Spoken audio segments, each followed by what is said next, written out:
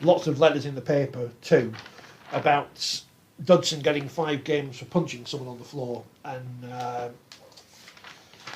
McGuire, I call him McCrum for some reason, McGuire getting 7 games for offensive language, and the differences between punishments, and should one be weighted higher than the other, and blah blah blah blah blah. It's just a circular argument. You can go on forever, I think. They're completely apples and oranges out there. They're just different offences. You know, Dudson's offence was pretty bad. It wasn't as bad as the incident involving Lance O'Hire. For me, the level of the punch, it wasn't the most severe punch. Don't get me wrong, I wouldn't have enjoyed receiving it. But you know what I mean?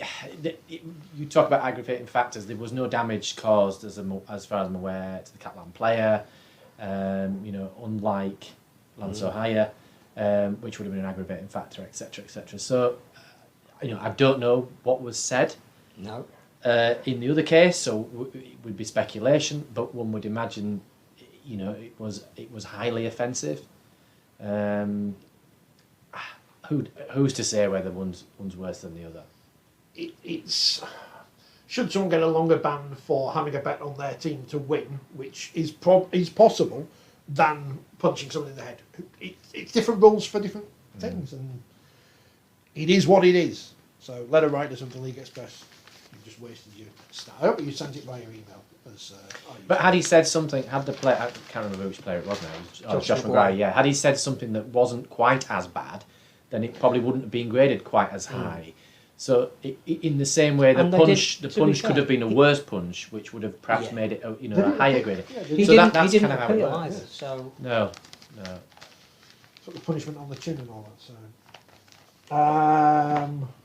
yeah, Paul's mentioned the tackling the rugby union at the weekend. Was that the one stopping Chris Ashton scoring 100? What an amazing feat to score 100 tries in a competition in 20 odd years when 55 have done it in Super League.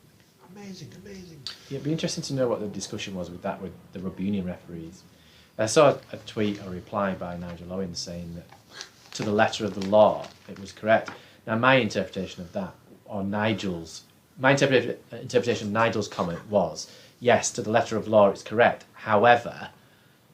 and I think the ... would suggest to me that you could apply it to the letter of law, but common sense would suggest it should have been a try. And it's the same way as there's lots of laws in our game, particularly around the scrum, particularly around playing the ball with the foot, that are not enforced, but we arguably apply it, or referees, or I did arguably on occasions apply common sense. Does that include feeding the ball?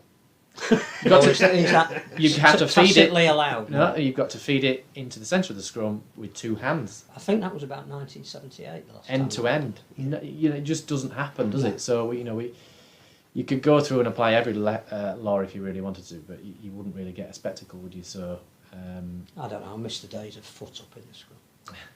Now if you're that does still get penalised because if the prop strikes before the hooker strikes, that does still get penalised. It's not a differential penalty anymore. All of scrum offences are full penalties now, yeah. Or pushing, which it doesn't happen enough, in my opinion. What would you bring back? Don't chase shoulder charge. What about holding the ball in at the back of the scrum? Ethical or unethical? Well, I think I said it earlier on in the season that the NRL, I believe, looked at banning that. I don't know the outcome. I'm presuming they didn't.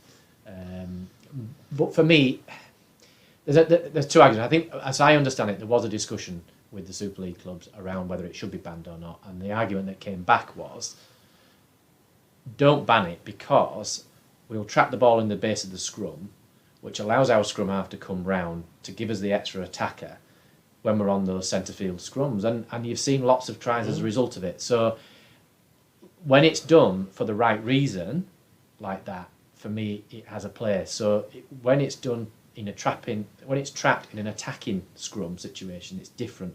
What some teams do is just do it when they're attacking, but in there, 10 metres from their own line, just to get a cheap penalty to get out of that field position.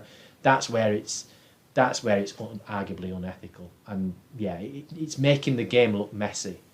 When it works and it works well, and the scrum half comes round and they get a play on, it's great and it's attractive. We're getting a mixed bag of it though, aren't we?